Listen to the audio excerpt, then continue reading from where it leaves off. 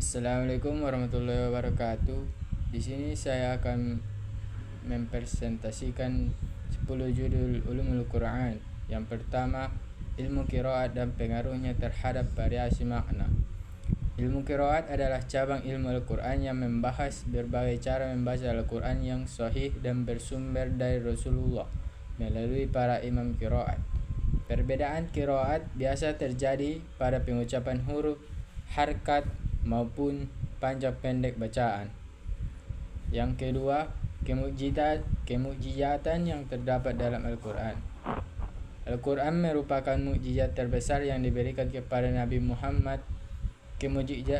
Kemukjizatan ini tampak dalam beberapa aspek, seperti keindahan bahasa yang tidak dapat ditandingi, kandungan isi yang mencakup berbagai aspek kehidupan, serta kebenaran berita yang terdapat di dalamnya. Selain itu, Al-Quran juga mengandung isyarat ilmiah yang baru terbukti di masa modern. Kemampuannya dalam mempengaruhi hati dan mengubah perilaku manusia juga menjadi bukti kemujizannya. Semua ini menunjukkan bahwa Al-Quran bukanlah karya manusia. Yang ketiga ialah makna jihad dalam Al-Quran. Jihad dalam Al-Quran memiliki arti usaha sungguh-sungguh dalam menjalankan perintah Allah dan menjauhi larangannya. Jihad tidak hanya berarti perang, tetapi mencakup berbagai bentuk perjuangan, seperti melawan hawa nafsu, berdakwah, menuntut ilmu, dan membantu sesama. Perang dalam Islam hanya merupakan salah satu bentuk jihad yang dilakukan dalam kondisi tertentu, seperti membela diri. Oleh karena itu, makna jihad lebih luas dan bersifat konstruktif dalam kehidupan sehari-hari. Yang keempat, peran keluarga dalam mengajarkan Al-Quran kepada anak sejak dini. Keluarga merupakan lembaga pendidikan pertama bagi anak. Orang tua memiliki peran penting dalam mengenalkan Al-Quran sejak dini, mulai dari mengajarkan huruf hijaiyah, membaca, sehingga memahami maknanya. Selain itu, orang tua juga harus memberikan contoh yang baik dengan membiasakan membaca Al-Quran di rumah. Lingkungan keluarga yang religius akan membantu anak tumbuh dengan kecintaan terhadap Al-Quran serta memiliki akhlak yang baik. Dan judul yang kelima ialah etika lingkungan dalam Al-Quran. Al-Quran mengajarkan manusia untuk menjaga kelestarian lingkungan sebagai bentuk tanggung jawab sebagai khalifah di bumi. Manusia dilarang melakukan kerusakan atau fasad dan diperintahkan untuk menjaga keseimbangan alam. Penggunaan sumber daya alam harus dilakukan secara bijak dan tidak berlebihan. Sikap peduli terhadap lingkungan, seperti menjaga kebersihan dan melestarikan alam, merupakan bagian dari ajaran Al-Quran yang harus diterapkan dalam kehidupan sehari-hari.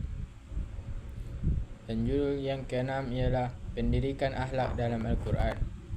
Pendidikan akhlak dalam Al-Quran bertujuan membentuk manusia yang beriman, beradab, dan berperilaku baik. Al-Quran mengajarkan akhlak kepada Allah, sesama manusia, orang tua, guru, dan lingkungan. Nilai-nilai seperti jujur, sabar, amanah, rendah hati, dan tolong-menolong menjadi dasar pembentukan karakter seorang muslim. Pendidikan akhlak sangat penting karena menjadi pedoman dalam kehidupan sehari-hari. Yang ketujuh ialah ulumul Quran.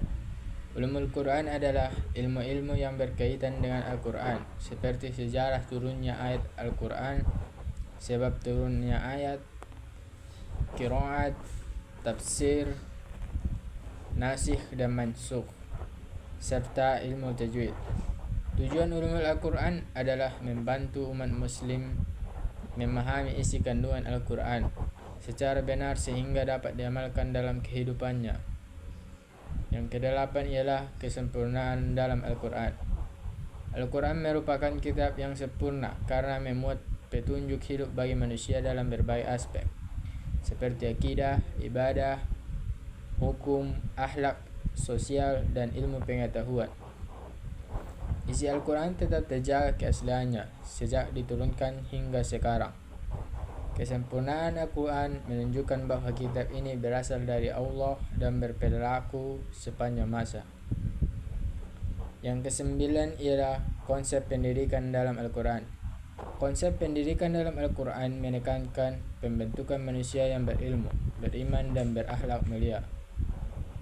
Pendidikan tidak hanya berfokus pada pengetahuan, tetapi juga pada pembinaan spiritual dan moral.